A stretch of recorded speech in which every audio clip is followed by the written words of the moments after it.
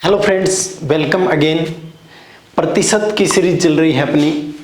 तो परसेंटेज जिसमें आपने 12 या 13 वीडियो देख लिए होंगे, शॉर्ट से वीडियो डाल रहे हैं बिल्कुल, उससे आपका एक एक कॉन्सेप्ट क्लियर हो रहा है। उसी को आगे बढ़ा रहे हैं अपन। हम अंकों के आधार पर जो पास होने वाले फेल, अनुत्तीर्ण, उत्तीर्ण वाले क्वेश्चन पढ़ रहे हैं, तो उसको थोड़ा सा और आगे लेके चलते हैं इस वाले वीडियो में। तो इस वाले वीडियो में जो क्वेश्चन होंगे अपने, वो देखते हैं।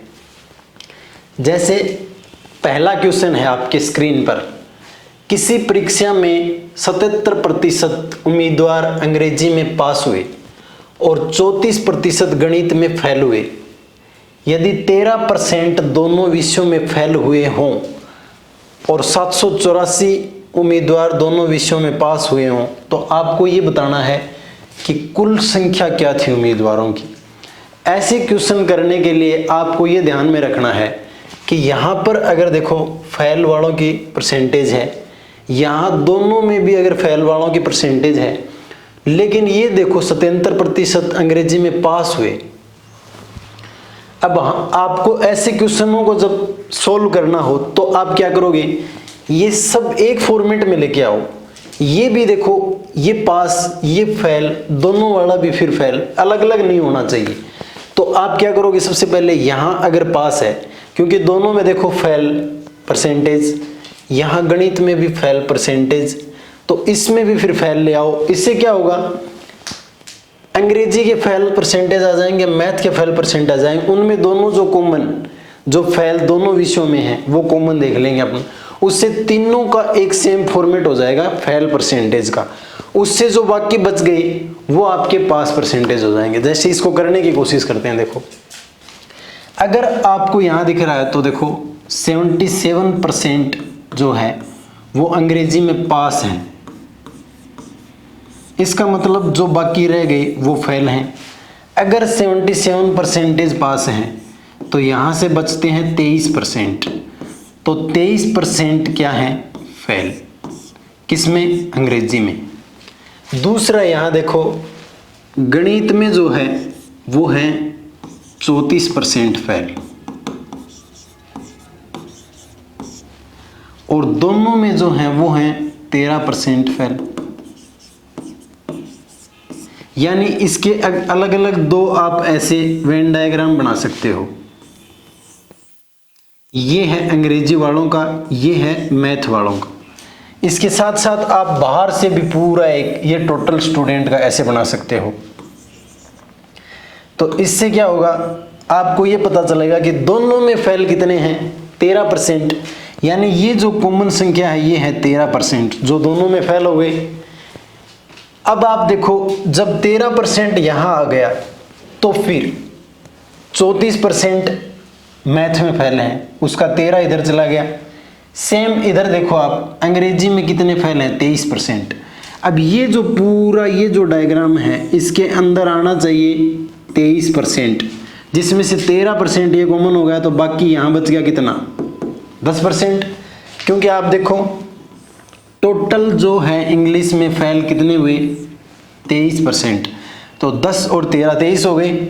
इस साइड से आप मैथ को चेक करोगे तो ये मैथ कंप्लीट होना चाहिए कितना, ये होना चाहिए 34% फेल का, जबकि 13 उधर चला गया। तो कितने बच गए, यहाँ से बच गए 21%।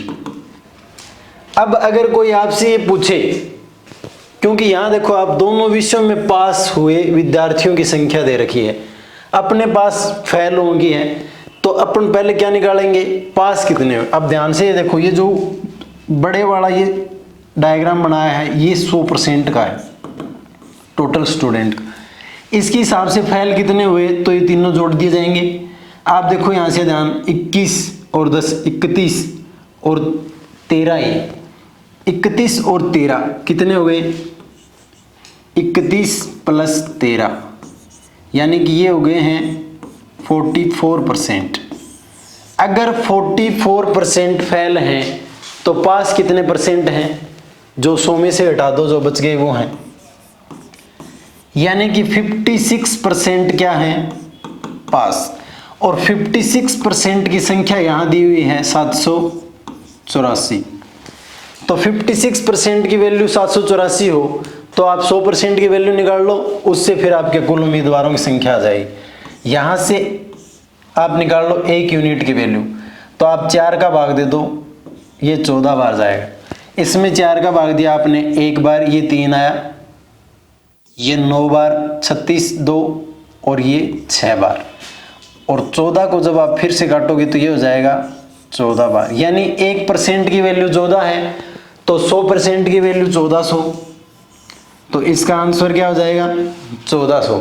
ठीक है, अब इसको दोबारा देखो आप, यहां आप देखो 34% जो हैं वो गणित में फेल हैं, 13% दोनों में फेल हैं, 77% अंग्रेजी में पास हैं। तो आपको यहां भी फेल लेना है क्योंकि तीनों का एक फॉर्मेट बनाना है।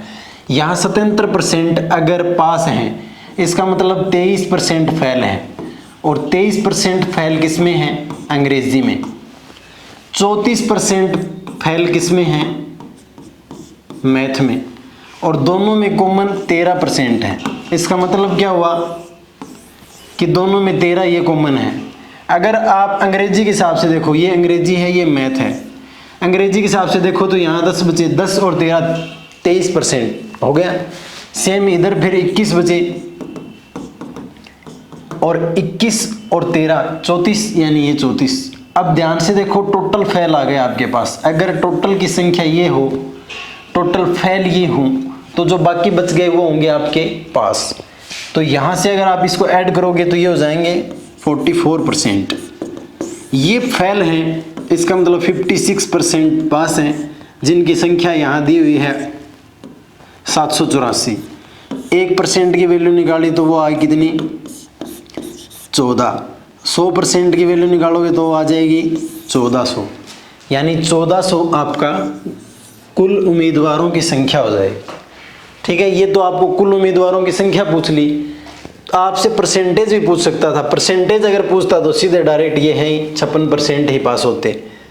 ऐसा एक क्वेश्चन और करते हैं, देखो एक परीक्षा में 32% छात्र गणित में, 40% छात्र विज्ञान में और 20% छात्र दोनों विषयों में अनुत्तीर्ण हुए, यानी कि फेल हुए, और तीनों यहां सेम है। देखो क्योंकि अनुत्तीर्ण तीनों ही है, अनुत्तीर्ण ये 32% है, ये 40% है, दोनों 20%।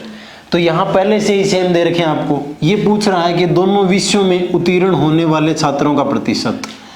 यानी अगर आप ऐसे दो वेन डायग्राम बनाते हो, ये हो जाएगा आपके मैथ का और ये हो जाएगा साइंस का, तो ये जो कॉमन है ये है 20%। अब मैथ का टोटल कितना है 32%, तो ये 12 बच गए। अब ध्यान से देखो आप, मैथ के अंदर कितना आ गया 32%, तो ये 32 हो गया। कॉमन में कितना है, दोनों फेल 20%, ये 20 आ गया। इधर देखो साइंस में 40 होना चाहिए, 20 ही हो गए तो 20 और हो गए। अब ये जो संख्या आई है टोटल, ये आई है अनुत्तीर्ण की। अब इसको कंप्लीट 100 में से अगर आप घटा दोगे, जो बाकी बच गए वो क्या होंगे आपके, वो उत्तीर्ण परसेंटेज होगी। तो इनको आप जोड़ लो, 20 20 40 और 12 52, यानी कि 52% अनुत्तीर्ण है, फेल है। 52% अगर फेल हैं तो बाकी जो 100 में से घटाओगे वो बच गए 48%। 48% क्या हुए, उत्तीर्ण हुए या पास हुए। तो इसका आंसर आ जाएगा 48%। ठीक है, तो ऐसा ही एक क्वेश्चन और करके देखते हैं। चलो,